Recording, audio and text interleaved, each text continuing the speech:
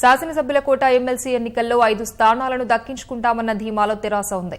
Party సొంత బలానికి తోడు తెదేపా నుంచి ఒకరు, కాంగ్రెస్ నుంచి మరికొందరి సభ్యుల మద్దతు సమీకరించినందున మంగళవారం జరిగే ఎన్నికల్లో విజయం నల్లేరు మీద నడకేనని భావిస్తోంది.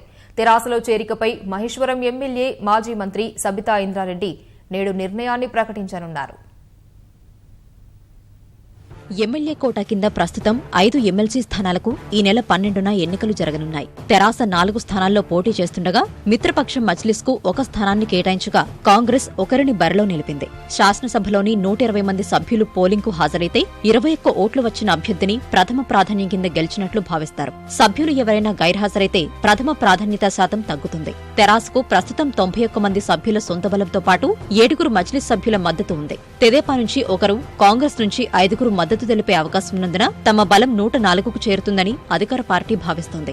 మరో సభ్యుని మద్దతు లభిస్తే 5 స్థానాలకు పోటీ చేసే అభ్యర్థులు ఒక్కొక్కరు 21 చొప్పున ఓట్లతో ప్రథమ ప్రాధాన్యం కింద గెలిచే వీలుంది. ఆ క్రమంలో మరో కాంగ్రెస్ సభ్యుని మద్దతుకు తెరాస ప్రయత్నిస్తోంది.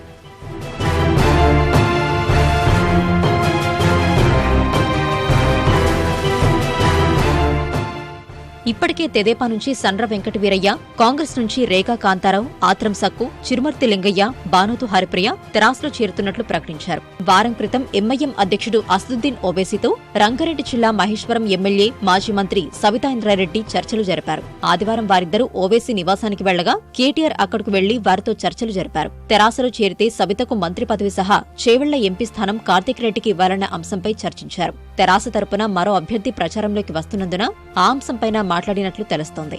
ఆ అంశాన్ని ముఖ్యమంత్రి దృష్టికి తీసుకెళ్తానని కేటీఆర్ హామీ ఇచ్చినట్టు సమాచారం. అనంతరం సబితా ఇంద్రారెడ్డి, కార్తీక్ రెడ్డి ఎంపీ కవిత నివాసానికి వెళ్లి అదే అంశంపై చర్చించారు. విషయాన్ని సీఎం దృష్టికి తీసుకెళ్తానని కవిత చెప్పగా 1-2 రోజుల్లో వారు కేసీఆర్ తో సమావేశం కావాలని నిర్ణయించుకున్నారు. ఆ తర్వాత సబితా ఇంద్రారెడ్డి, కార్తీక్ ను కాంగ్రెస్ నేతలు కలిసి సముదాయించేందుకు యత్నించినా వారు వినలేదని తెలిసింది. గులాబీ పార్టీలో చేరికపై సబితా ఇంద్రారెడ్డి ఇవాళ తన నిర్ణయాన్ని ప్రకటించనున్నారు. హరిప్రియ, సబితా ఇంద్రారెడ్డి తెరాసలో చేరికతో కాంగ్రెస్ ను వీడేవారి సంఖ్య 5కు చేరనుంది. దీంతో ఆ పార్టీ బలం 19 నుంచి 14కు తగ్గిపోనుంది. మరికొందరు ఎమ్మెల్యేలు కాంగ్రెస్ ను వీడనున్నట్టు ప్రచారం జరుగుతోంది.